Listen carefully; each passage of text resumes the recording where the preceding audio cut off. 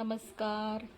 खूप दिवसानंतर नव्हे तर वर्षानंतर आपण आवाजाच्या माध्यमातून पुन्हा एकदा भेटणार आहोत आणि खूप साऱ्या नवीन गोष्टी मी आपल्या सगळ्यांसोबत शेअर करणार आहे.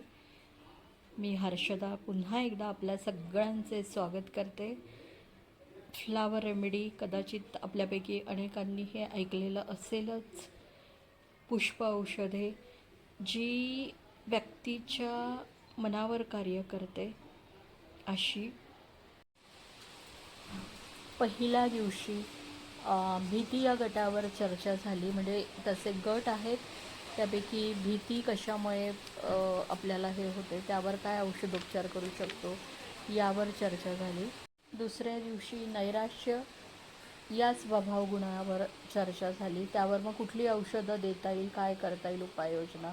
आणि अतिशय मनोरंजक असा हा अभ्यासक्रम आहे. आपण पुढच्या भागामध्ये भेटूया. तोपर्यंत धन्यवाद.